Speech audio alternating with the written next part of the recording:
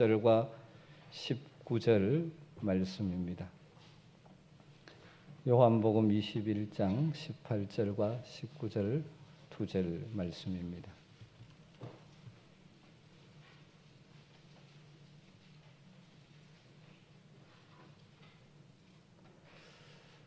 우리 같이 한 목소리로 2절이니까 함께 읽도록 하겠습니다. 내가 진실로 진실로 내게 이르노니 내가 젊어서는 스스로 띠띠고 원하는 곳으로 다녔거니와 늙어서는 내 팔을 벌리리니 남이 내게 띠띠우고 원하지 아니하는 곳으로 데려가리라.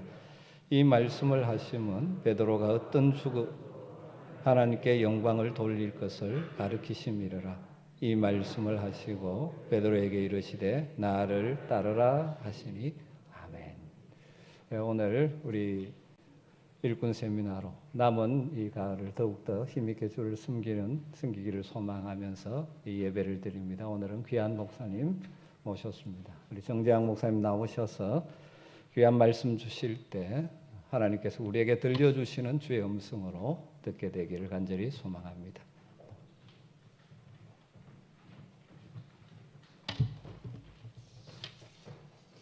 할렐루야. 오늘 우리 공동체 예배로 모였는데 우리가 하나님께 예배할 때 이렇게 더불어 함께 예배할 때는 위를 바라보고 또 앞을 바라보고 예배하는 것도 중요하지만 더불어 함께 드리는 또 더불어 함께 교회를 세워가는 같은 예배자들 또 동료 일꾼들 쳐다보면서 그분들의 존재와 또 그분들의 역할 이런 것들이 오늘 예배의 제목이 되어야 됩니다. 그래서 저는 이 시간에 여러분들한테 옆에 분들, 일꾼들을 꼬라보면서 손가락 하트를 만들어가지고 최소한 2사람 이상한테 말은 안 해도 되고요. 사랑과 격려를 전합시다. 축복을 전합시다. 시작합시다. 2분 이상에게. 감사합니다. 제가 목사로서 신앙생활을 하고 목회생활을 하면서 때때로 마주치는 유혹이 한 가지 있습니다. 여러분, 목사에게 유혹 그러면 뭐를 떠올리십니까? 제가 마주치는 그 유혹은 다른 것이 아니고 자꾸만 사람들을 이끌어 가려고 하는 것, 사람들을 인도해 가려고 하는 그런 유혹, 충동입니다. 물론 성경에도 보면 목사의 역할을 양을 치는 목자에 비유하기 때문에 목자가 양을 이끌고 양을 치듯이 목사도 성도들을, 양들을 이끌고 또 어디론가 인도하는 그런 기능과 역할이 분명히 있기는 합니다. 그런데 제가 또 명상하고 기도하는 중에 하나님이 제게 가르쳐 주시는 한 가지 깨달음이 있었습니다. 그것은 목사가 목자로서 양들을 이끌어야 된다 하는 책임감과 사명감, 그것만큼이나 중요한 또 한 가지였습니다. 그게 뭐냐? 목사 자신이 먼저 이끌림을 받을 줄 알아야 된다는 겁니다. 첫째, 목사는 자신이 하나님 앞에서 한 마리 어린 양이 되어서 하나님에 의해서 하나님의 성령에 의해서 이끌림을 받는 사람이어야 된다는 겁니다. 2번째, 목사가 혼자 목회하는 것이 아니고 사람들과 성도들과 더불어 목회하는 것이기에 때로는 그 성도들과 사람들의 필요와 요구와 상황과 수준에 따라서 맞춰서 이끌림을 받을 줄 알아야 된다 하는 것입니다. 제 말이 무슨 뜻인지 이해가 가시면 한번 고개 끄덕끄덕 해주십시오. 감사합니다. 오늘 우리가 읽었던 본문 말씀 18절에 보니까 예수님이 베드로에게 이렇게 말씀하십니다. 내가 진실로 네게 이르노니 네가 젊어서는 스스로 띠띠고 원하는 곳으로 다녔거니와 늙어서는 네 팔을 벌리리니 남이 네게 띠띠우고 원하지 아니하는 곳으로 뭐라고요? 데려가리라. 베드로가 젊었을 때는 힘이 있고 또 자유의사가 강한 베드로였기 때문에 어디든지 원하는 대로 운신하고 처신했습니다. 그런데 예수님 말씀이 네가 늙어지면 네가 원치 아니하는 곳으로 데려감을 당하리라 그럽니다. 여기 데려간다는 단어는 영어로는 carry 또는 bring 또는 lead 또는 take.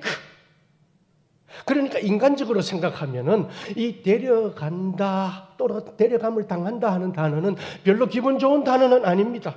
어떻게 생각하면은 약해서 무능해서 이리저리 휘둘리는 듯한 그런 느낌의 단어입니다. 그런데 우리 예수님이 베드로에게 이 말씀을 하시는 취지가 뭐냐? 바로 19절에 나옵니다. 여러분 수고스럽지만 오늘 19절을 같이 한번 읽도록 하겠습니다. 다 같이 한 목소리로 읽습니다. 시작. 이 말씀을 하시면 베드로가 어떠한 죽음으로 하나님께 영광을 돌릴 것을 가리키심이로라. 아멘. 베드로가 나이가 많아 늙어지면 사람들 손에 붙들려서 또는 이끌려서 이리저리 데려감을 당한다. 이끌려간다. 그런데 거기서 한 걸음 더 나가서 예수님은 뭐라고요? 네가 어떻게 죽게 될 것을 가리키심이로라. 다시 말하면 베드로가 노년에 원수들과 핍박자들에게 강제로 붙들려서 강제로 이끌려서 순교하게 된다. 죽게 된다. 바로 그것을 예수님께서 예언적으로 말씀하신 것입니다. 보통 사람들은 죽을 때 나이가 들어서 힘이 빠져서 죽습니다. 자연사람은 그러죠. 그런데 예수님은 베드로의 미래를 예언하시면서 네가 복음을 전하다가 원수들에게 붙잡혀서 원수들에게 이끌려서 데려가져서 그렇게 말씀하십니다. 사실 예수님 예언대로 베드로는 주 64년에 거꾸로 십자가에 매달려 죽었다는 그런 자료가 있기는 합니다. 여러분, 예수님께서 예언하신 베드로의 노년, 그 인생의 마지막에 이러한 모습, 끌려가고 데려감을 당하고 타이에 의해서 십자가에 못 박히고 어떤 생각이 듭니까? 불쌍하다 또는 불길하다 그런 느낌이 듭니까? 아이고 내 인생 저래 되면 안 되는데 내가 사랑하는 자식들이나 내 가족들 그 누구라도 인생이 이런 모습이면 안 되는데 염려가 되거나 혹은 쩌쩌쩌 하고 혀가 차지지는 않습니까?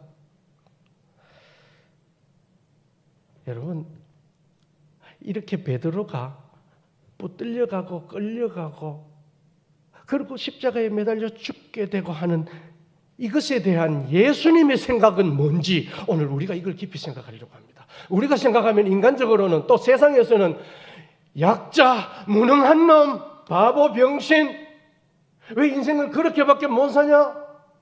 이렇게 말씀하시는데 우리 예수님은 전혀 그런 취지로 말씀하지 않습니다. 이 말씀을 하시면 뭐라 그럽니까? 베드로가 어떠한 죽음으로 하나님께 영광을 돌릴 것을 가리키십니다라. 베드로의 말년의 모습이 얼른 보면 굉장히 처참하고 굉장히 비참하게 여겨지지만 예수님은 네가 그 모습으로 하나님께 영광을 돌리게 될 것이다 그럽니다. 여러분 하나님께 영광은 어떻게 돌리죠? 우리가 잘 돼가지고 뭐 돈 버는 사람은 돈을 많이 벌어서 또 공부하는 사람은 공부를 많이 해서 뭐 여러 가지 이렇게 세상적으로는 소위 말해서 네가 성공했네 할 때 우리는 그걸 하나님께 영광을 돌린다라고 말하죠. 그런데 오늘 우리 예수님 말씀은 네가 데려감을 당함으로써 끌려감으로써 죽음으로써 하나님께 영광을 돌린다고 합니다. 여러분 오늘 이끌린다는 것이 뭔가 깊이 생각해 보고자 합니다. 특별히 우리 이 아멘교회의 일꾼으로 부름받은 여러분들 우리가 교회 일을 앞장서서 하고 또 본을 보이기 위해서 열심히 모범을 보이려고 할 때 이끄는 형태의 섬김, 이끄는 형태의 봉사를 주로 생각을 합니다. 내가 많은 사람들을 좋은 대로 이끌어야지, 인도해야지. 그래서 하나님께 영광을 돌려야지. 그런데요, 오늘 예수님 말씀은 또 다릅니다. 여러분, 오늘 베드로가 예수님 예언처럼 실제 그렇게 죽었습니다. 그런데 그게 결코 베드로가 노쇠해서 무능해서 힘이 없어서 휘둘린 게 아니라는 것을 아셔야 됩니다. 스스로 자신을 내어준 것이다. 여러분, 우리 예수님에게서도 동일한 모습을 봅니다. 우리 예수님이 그 인생 마지막에 원수들에게 붙잡혀서 십자가에 못박음질을 당할 때 예수님이 무능해서 요약해서 그랬습니까? 아니잖아요. 스스로 자신을 내어준 것입니다. 베드로가 바로 그와 같은 모습으로 믿음의 본을 보였고, 그래서 하나님께 영광을 돌린 것. 우리 교회 역사를 아는 분들은 잘 알 겁니다. 우리가 잘 아는 대로 원래 베드로는요, 그렇게 끌려가고 데려감을 당하는 그런 인간 아니었습니다. 예수님 12제자들 중에서도 수석 제자였고, 또 성질이 있고 성깔이 있는 그런 사람이었지 않습니까? 그리고 실제로 예수님 성천하시고 난 후에도 초대 교회를 이끌어가는 지도자 중에 지도자, 리더 중에 리더였습니다. 그런 베드로가 그의 노년에 끌려갔다, 데려감을 당했다, 붙잡혀서 끌려서 십자가에 못 박혀 죽었다. 그런데 그것으로 하나님께 영광을 돌렸다. 이게 바로 여러분 복음의 역설이고 십자가의 비밀인 줄 믿으시길 바랍니다. 말씀드렸듯이요, 하나님 나라 영적 체계 안에서는요, 이끌린다는 것이 줏대 없어서 힘이 없어서 이리저리 휘둘린다는 것 절대로 아니라는 것 제가 다시 한번 강조합니다. 그럼 뭐냐? 그것은 바로 하나님의 손에 이끌리는 것입니다. 하나님의 성령에 끌리는 것입니다. 누군가가 성령에 끌리지 않고는 그렇게 십자가에 못 박혀 죽을 사람 없습니다. 베드로처럼 그렇게 우리가 삶을 살고 그렇게 교회를 섬길 때 그것은 그가 얼마나 성숙해 있느냐 하는 것을 반증하는 겁니다. 성령의 감동에 민감한 사람은 잘 이끌립니다. 오늘도 성령께서 내게 이런 감동을 주시고 나를 저리로 가라 하시네. 나를 저기로 다가가라 하시네. 우리 예수님이 실제로 삶을 사실 때 그 이끌리는 삶의 모범을 보이신 분입니다. 언제나 예수님 병자들과 소외된 사람들과 심지어 죄인들에게까지 이끌리셨습니다. 우리는 대체로 그들을 가까이 하기보다는 그들로부터 멀어지기를 원하는 습성이 있지 않는가 한번 생각해 봐요. 우리 예수님 늘 바쁘신 분이셨습니다. 예루살렘에 그의 생애의 이제 마지막 십자가로 구원 사역을 완성하기 위해서 바쁜 걸음을 향해서 나아가시다가도 길거리에 다윗의 자손 예수여 나를 불쌍히 여기소서 하는 소경거지 바디메오가 부르짖을 때 예수님 거기 발걸음을 멈추셨습니다. 제자들은 너 시끄럽다 뭐 예수님 바쁜데 왜 예수님 붙잡느냐 그러면서 만류했을 때 예수님은 아니다. 그에게 이끌리셨습니다. 가서 고쳐주시고 구원하셨습니다. 그 바삐 사역을 하고 다니는 중에도 저 나사로가 죽었다는 소문을 전해 들었을 때 우리 예수님 내 간다. 그리고 거기에 이끌려 가셔서 그들의 눈물을 닦아주시고 구원의 역사를 펼치셨습니다. 그리고 그 생애 마지막에 유대교 지도자들과 로마 군인들한테 강제로 붙들려서 강제로 끌려가시고 강제로 십자가에 매달리실 때도 그런 능력이 있으심에도 불구하고 그는 하나님의 아들 전능자임에도 불구하고 그 자신을 순순히 내어 맡기셨습니다. 끌려가셨습니다. 여러분, 그 결과가 뭐였죠? 바로 세상과 죄인을 구원하시기 위해서 이 세상에 오신 예수님 아들 자신의 이 세상에 오신 성육신의 목적을 달성하신 것입니다. 또 그 아들을 세상에 보내신 성부 하나님 아버지의 구원 사역의 목적을 달성하셨습니다. 그것으로 예수님은 하나님께 영광을 돌리셨습니다.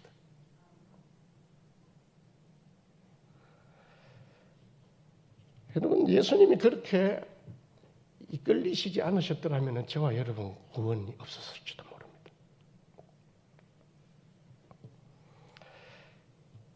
동서고금을 막론하고 세상에서는 사람들을 가르칠 때 어떤 사람이 되라고 가르칩니까? 이끄는 사람이 되라, 그렇게 가르칩니다. 이끄는 사람, 좀 유식한 용어로 바꾸면은 리더 그러죠. 이끌어가는 사람, 이끄는 사람. 내 말 한마디에, 내 손가락 하나에 사람들이, 무리들이 이리로 가고 저리로 움직이고 세상이 이렇게 변하고 달라지고 그런 사람이 되라. 교회도 학교도 모두가 그렇게 가르칩니다. 그게 성공한 인생이라고 가르치죠. 그런데 우리 예수님,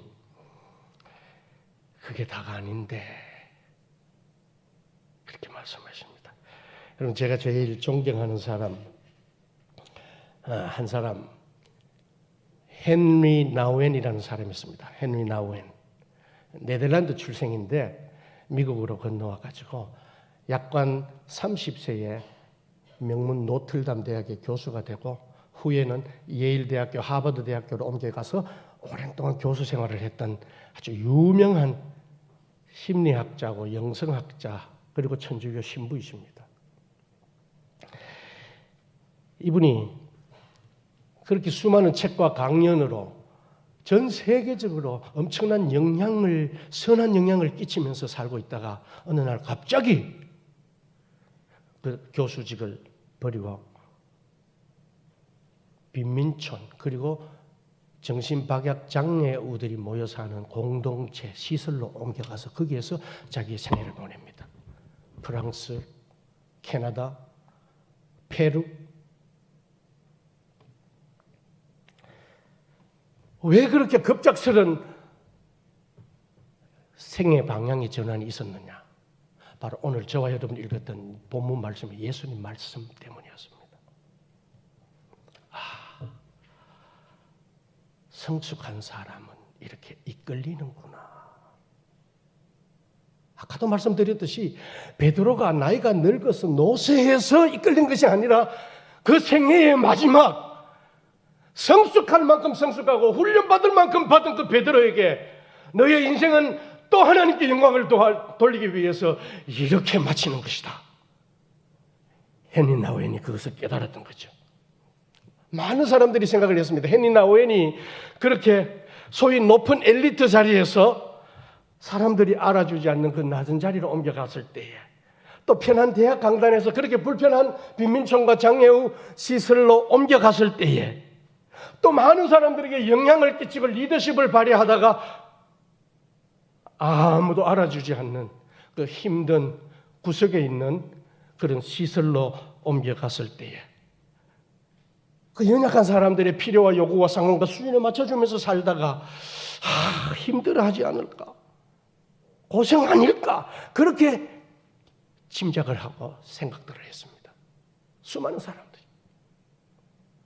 그러나 헨리 나우엔 자신은 이렇게 자기가 대학 강단에서 장애우 시설로 빈민촌으로 옮겨간 그 옮겨감에 대해서 나중에 이렇게 회고했습니다. 헨리 나우엔 자신이 쓴 책 예수님의 이름으로라는 책 안에 그 옮겨간 것에 대해서 이렇게 적고 있습니다. 제가 한번 읽어드리겠습니다. 그것은 확실히 인도하는 자리에서 인도받는 자리로 이동이었다. 나는 내가 나이를 먹어가고 점점 성숙한다는 것이 더 많은 리더십을 발휘할 수 있는 것이라고 믿고 있었다. 사실 나는 나이를 먹으면서 자신감도 더욱 많아졌고 뭔가 알고 뭔가 말하고 표현할 수 있는 능력도 더 많아지는 것을 스스로 깨달으면서 살고 있었다. 그런 면에서 나는 더욱더 내 삶을 제어할 수 있는 능력이 내게 챙겨놨다라는 것을 확신하고 있었다. 그러나 내가 정신장애인들 그리고 그들을 돕는 스태프들과 함께 한 공동체를 이루게 되었을 때에 나의 모든 제어 능력은 풍비박산이 났다. 풍비박산이 났으며 그곳에서의 매 시간 매일 매달이 놀라움으로 거의 감당할 수 없는 그런 놀라움으로 내 속에 가득 채워지는 것을 나는 날마다 경험하면서 살았다. 이렇게 적고 있습니다. 여러분, 이 말의 뜻이 뭘까요? 그동안은 자기가 세상 사람들, 학생들 어떻게 이끌려 보려고 영향을 끼쳐보려고 글도 쓰고 강연도 하고 그래서 수많은 사람들이 자기를 따르고 자기를 존경하고 할 때에 그때 느꼈던 그 감정, 그 희열, 그 보람 그것과 비교할 수 없을 만큼 내가 이끌려가서 그들의 필요와 요구에 그들의 상황과 수준에 맞춰주면서 끌려가면서 살았을 때에 그 희열과 그 자유와 그 보람은 더더욱 컸다. 비교할 수가 없었다.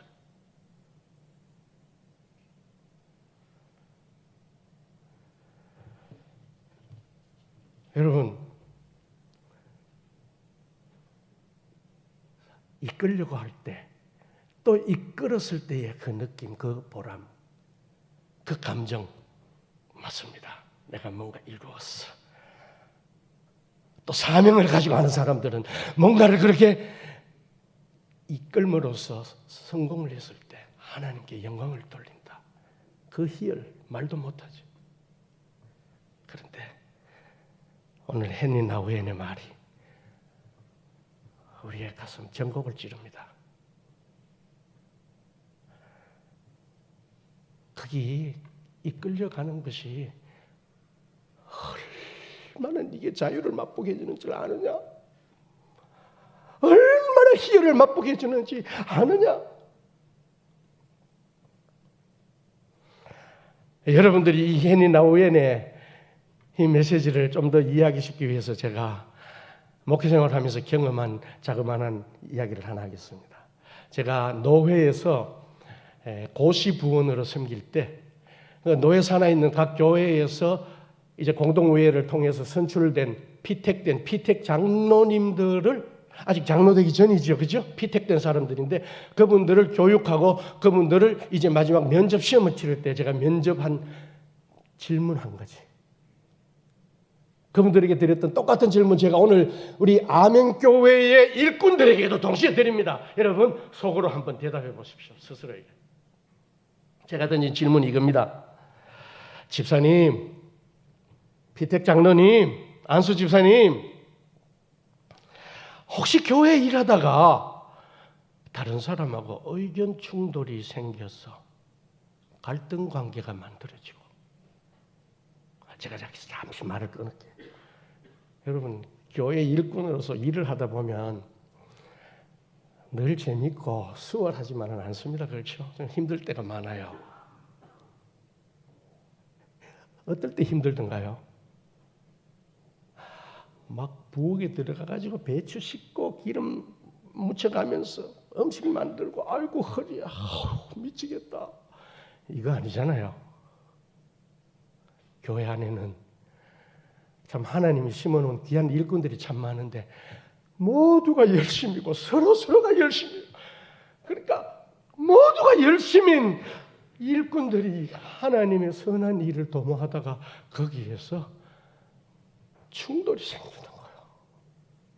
갈등이 벌어지는 거예요. 저는 이제 이 목회를 마무리하면서 아직도 풀지를 못하겠어요. 다 열심히 일하고 다 하나님께 영광 돌리려는 분들인데 그만 부닥쳐가지고 상처받고 안 나오고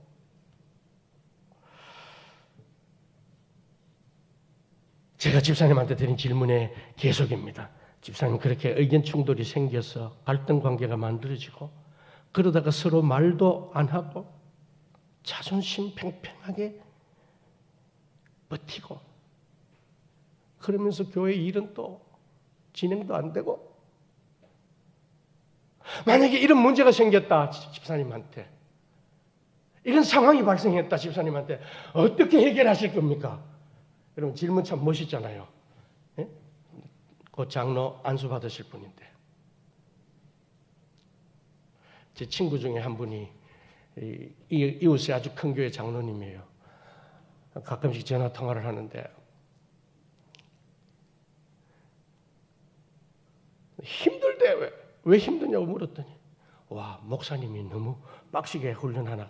아니다. 같은 당의 장로님들 때문에 의견 충돌이 일어난다.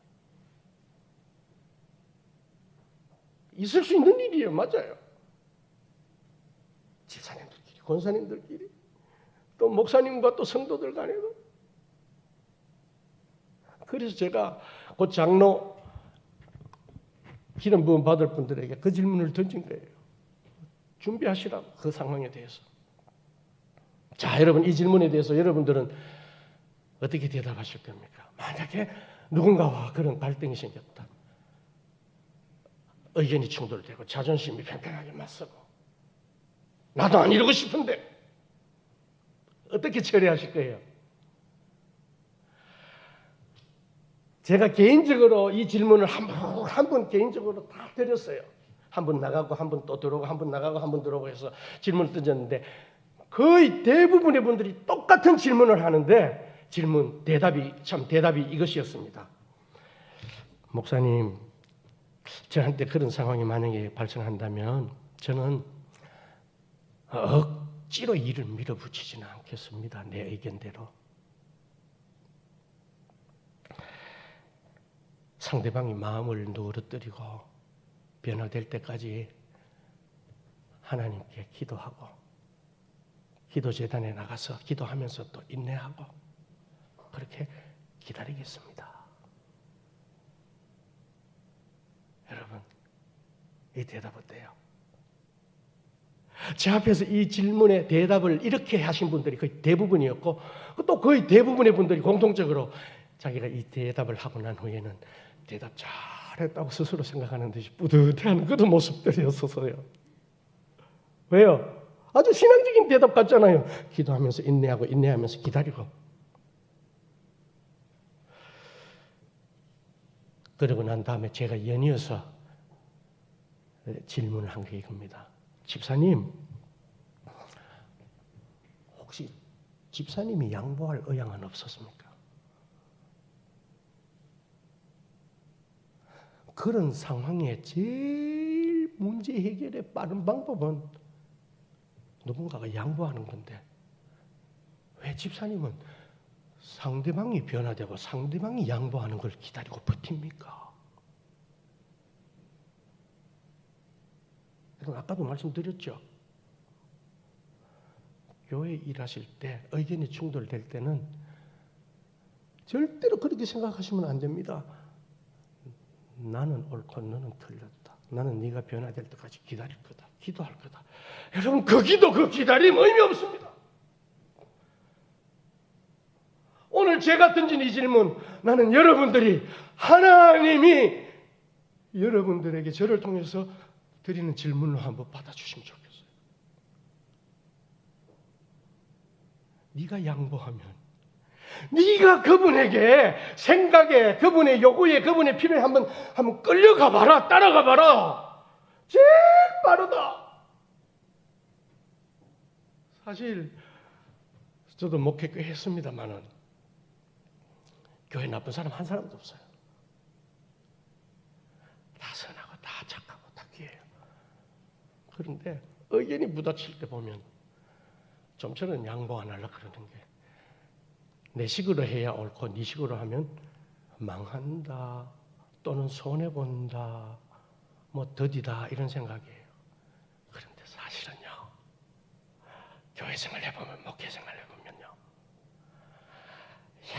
약간 시간 더 걸릴 수 있어요.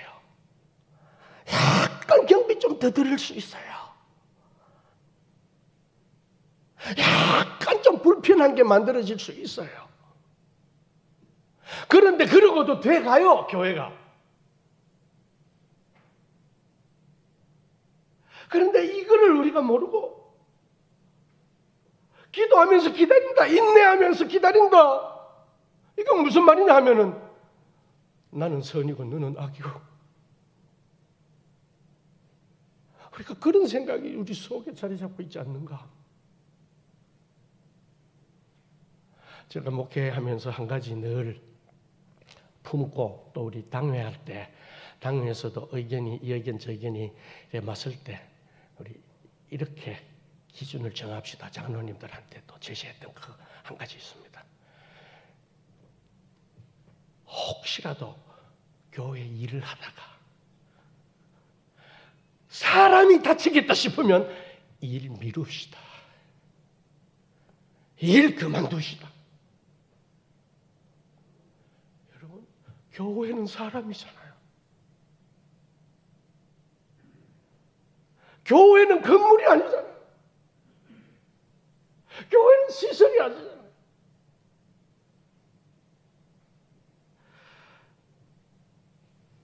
제가 이 질문을 두 번째 질문, 집사님이 기도하면서 기다리겠다고 생각하시는데 집사님이 한번 저분한테 걸려가고 그분한테 양보하면은 일이 더 쉽게 해결된다는 거 생각 안 해보셨어요? 물었더니 말씀을 못해요. 한 분 한 분이 다 그 앞에서 얼굴이 뻘개졌어요.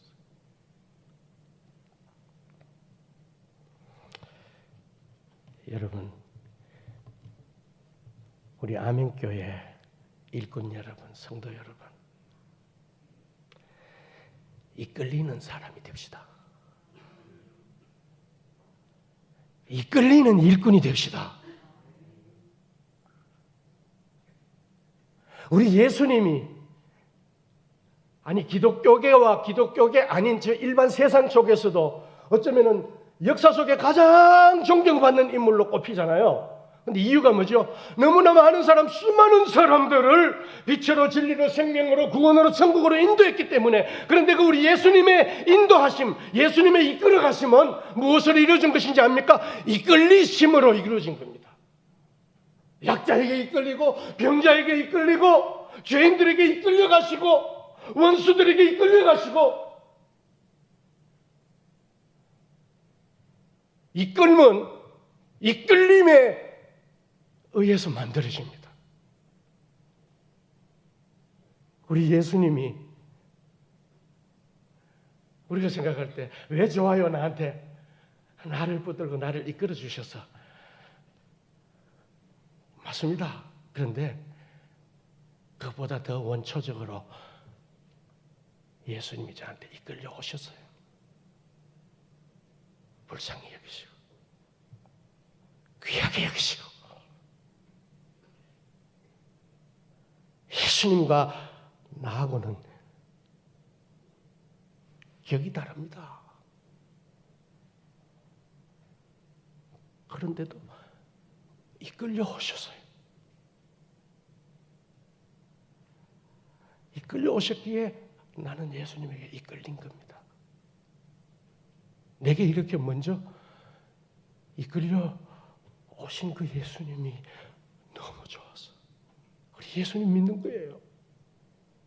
나를 이끌어 주셔서 그건 두 번째 결과에 불과한 겁니다.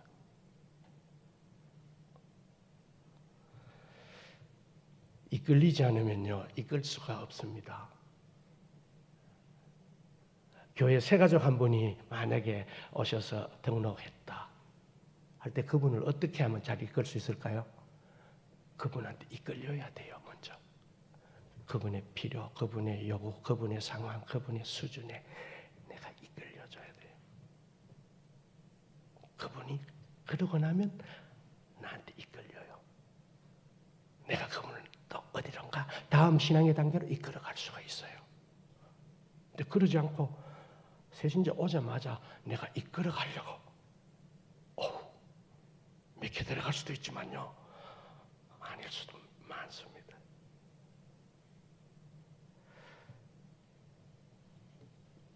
이끌리지 않으면 구원이 없고요. 이끌리지 않으면 영광 없습니다.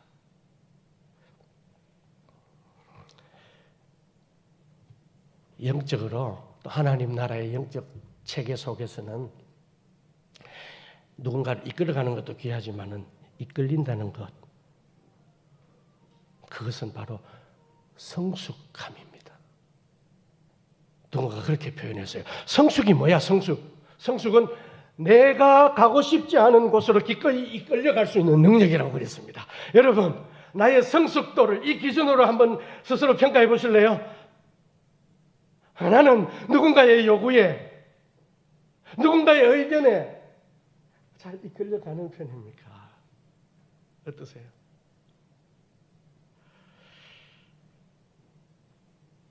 그게 성숙이에요. 우리 교회 일꾼 참 귀하다 그랬는데 맞아요. 교회 이 구석 저 구석에서 어떤 일을 하든지 각자의 역할 다 귀한 건 맞습니다. 또 그 결과도 다 귀하고요.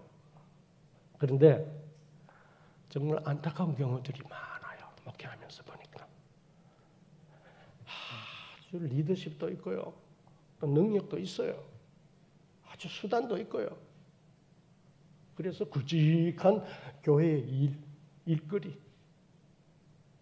덤성덤성 이루어나요. 대단해요. 그런데 그러면서 그 일을 감당하면서 수많은 사람들한테 상처 주고 그런 경우들을 제가 자주 봤어요.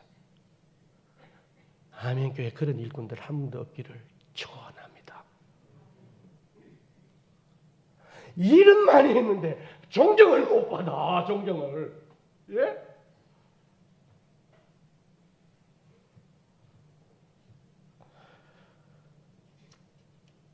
우리 예수님이 이 세상에 오신 목적을 여러 가지로 표현할 수 있지만 마가복음에 보면은 섬기려고 오셨다. 자신을 대속물로 주시려고.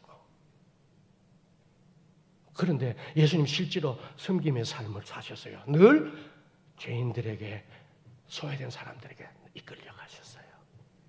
자신을 내주셨어요. 십자가에도 스스로 자신을 못 박도록 내주셨어요. 그런데 그 결과가 뭐였어요? 놀라운 것은 우리가 성경 각 복음서 마지막에도 보면 알지만은 특별히 그것을 신학적으로 딱 요약해서 빌립보서 2장 9절에 바울 사도가 뭐라 그랬습니까?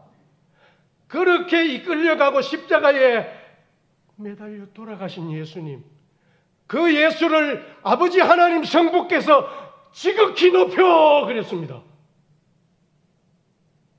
모든 이름 위에 뛰어난 이름을 주시고 모든 무릎을 그 앞에 꿇게 하시고, 이게 하나님이 이끌림의 삶을 사시고 이끌림의 죽음을 죽으신 그 예수님에게 보상하신 보상이에요. 대단하죠. 그런데 우리가 여기서 또 한 가지 속지 말아야 될 게 있어요. 뭐냐? 그래, 나도 그러면은 하나님께 높임을 받기 위해서 낮아져야지, 이끌림을 받아야지, 양보해야지. 이거 조심해야 된다는 거예요. 이거. 우리 예수님의 경우는 그것도 아니었어요. 예수님은 내가 이렇게 낮아지고 이끌리고 죽어지고 썩어지면은 하나님이 나를 높여주시지, 그런 목적의식조차도 없었어요. 예수님은 이끌림의 삶을 살기 위해서 섬기는 그것이 그의 이 땅에 오심의 목적이었어요. 끝. 근데 우리 아멘교회는 그런 분들 없기를 제가 바라고요. 제 주변에 가끔 그런 분들이 있었어요.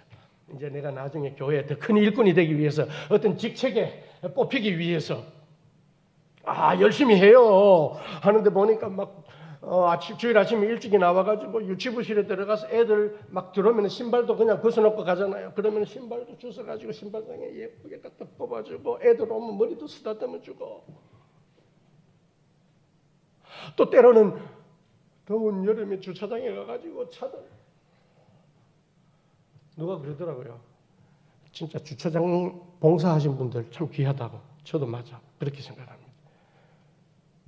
왜냐하면 주차장에서 봉사하다 보면요, 잘 몰고 막 이렇게 된다 저렇게 된다. 암만 성도들이 착하고 순해도 또 어떨 때는 막 성도들이 짜증을 내고 해요. 나는 요 되면 딱 맞지 싶은데 안내하는 집사님은 저 대라 그러고. 그때 뭐예요? 속으로 불평하고 때로는요 욕도 해요. 욕도. 우리 주차 봉사하는 집사님들이 내 오늘 욕 먹었어요 그러고 그러더라. 교회 안에서 은혜 실컷 받고 은혜 어디서 다 쏟는다? 주차장에서 다 쏟고 간다. 그런 말도 있어. 그런데 그런 어떤 고된 직책, 그런 일을 주차장에서 열심히 합니다. 하는데 그렇게 열심히 봉사하는 그 마음속 한켠에 뭐가 있냐면은 내가 이렇게 낮은 자리에서 또 섬기고 하면은 하나님이 언젠가 나를 높여주실 거야. 조심해야 돼. 우리 예수님은 나를 하나님이 언젠가 높여주실 거야. 그런 거 없었다니까. 그냥 섬김 자체가 목적이었다니까요. 우리 정말 조심해야 됩니다. 오늘 말씀 맺을게요. 여러분, 일꾼 그러면은 어떤 선한 영향력을 끼치면서 또 많은 사람들을 또 빛으로 진리로 또 신앙의 더 높은 단계로 이끌어가는 그런 일들, 각 일꾼들이 그런 의미에서는 다 귀합니다. 그렇게 해서 하나님께 영광을 돌리는 것 귀합니다. 근데 오늘 우리 예수님 말씀, 베드로에게 하신 말씀, 네가 데려감을 당해서 어떻게 죽을 것인지를 내가 예언했는데 그 죽음으로 너는 하나님께 영광을 돌릴 것이라. 이 말씀 기억합시다. 이끌림을 받을 줄 아는 성도가 됩시다. 이끌려갈 줄 아는 성도 일꾼 됩시다. 한번 아까 제가 장로님, 비택 장로님들 면접할 때 했던 얘기, 정말 저는 오늘 그거 여러분들한테 다시 한번 강조하고 돌아가고 싶어요. 내가 기도하면서 인내하면서 상대방이 변할 때까지 묵묵히 기다리겠습니다. 함정입니다. 사탄의 유혹입니다. 우리 예수님, 네가 이끌려가봐라. 네가 섬겨봐라. 네가 양보해봐라. 하나님이 어떻게 영광을 받을 것인지. 그리고 헨리 나우엔이 말했던 것처럼 내가 그렇게 이끌려가서 하나님께 영광을 돌렸을 때 내가 경험하는 그 자유와 희열을 말로 다 할 수 없을 것이고, 하나님의 교회는 그렇게 해서 아름다운 공동체로 하나님 앞에서, 세상 앞에서 존귀 여김을 받는 교회가 되어갈 줄 저는 믿습니다. 잠시 기도합시다. 하나님, 그렇지 않아도 우리 최봉우 목사님의 말씀을 듣고 또 신앙의 양육을 받으면서 이와 같이 아름다운 아멘교회를 세워오신 일꾼들, 오늘 부족한 종이 하나님의 말씀을 전하면서 격려하고 또 때로는 책망도 했습니다. 하나님, 우리 마음속에 혹시 찔림이 있다면 거부치 않도록 성령이 열린 마음 닫지 마시고 열어주시옵소서. 또한 깨달음이 있고 작은 결심과 결단으로 하나님 앞에 오늘 올려드리는 분들이 계시다면 하나님 그 결심 결단 연약해지지 않도록 다시 한번 그 영혼의 기름을 부으셔서 강한 군사처럼 세워 주옵소서. 하나님, 사람들 몰라줘도 우리 하나님 다 아십니다.